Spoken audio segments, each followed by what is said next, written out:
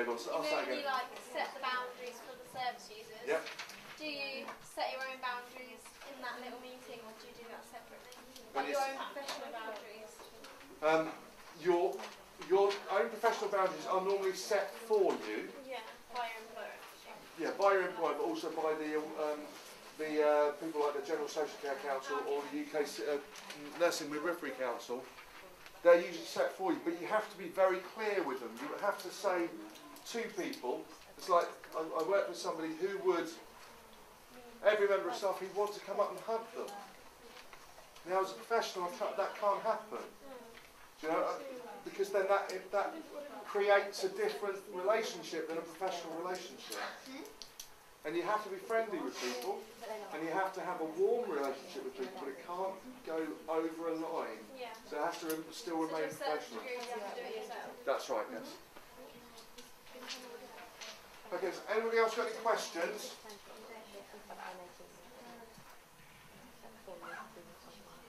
Do you think you've answered all your own questions that you had?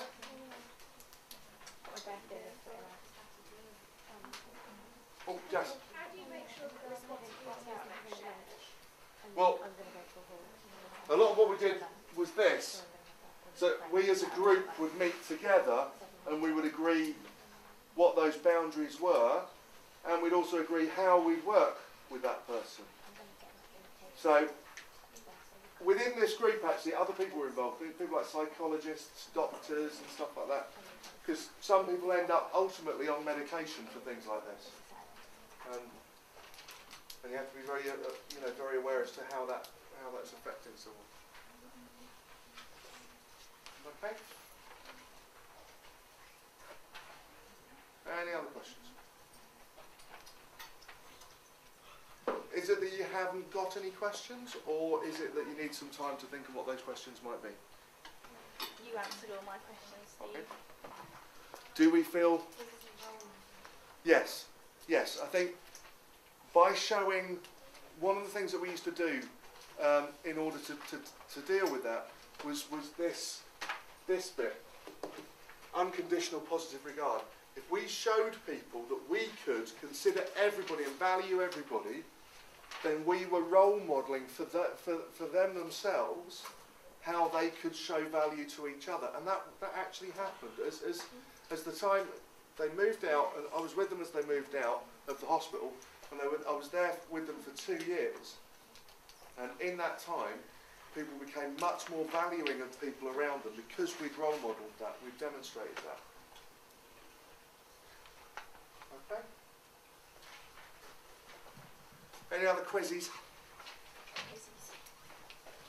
Millie? How do you discourage physical harm to service users, staff, or employees?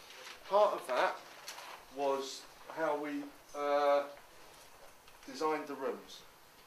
So we would design the rooms so that it became things like the glass was toughened glass, so people couldn't put fists through glass. Do you know what I mean? Because that would be a way that someone might cause themselves harm, or push each other through toughened glass, because it then became impossible. So part of it was the design. Part of it was the clear boundaries. That was one of the behaviours that we would say was absolutely unacceptable. Was harm to other people or to themselves. And we would take people away. We would challenge them about what they were doing. We'd ask them to think about what they were doing, and 9 times out of 10 they would choose then not to do it. There is another time. 9 times out of 10 is not 10 times out of 10. And there were the odd occasions where you would do this, and people would then still be violent towards other people. And in that situation, we would give them the opportunity to calm down, and we would forcibly give them the opportunity to calm down. All right, we would remove everybody else from around the situation, and then we would keep them in a room and give them the opportunity to calm down, and then to think about what was going on, and to come down and think about other ways that they could deal with it, as opposed to actually causing harm to other people. All right, does that answer your question? Okay. Is everybody groovy? Gravy. Gravy. Gravy. Good stuff. Excellent. Thank you, guys.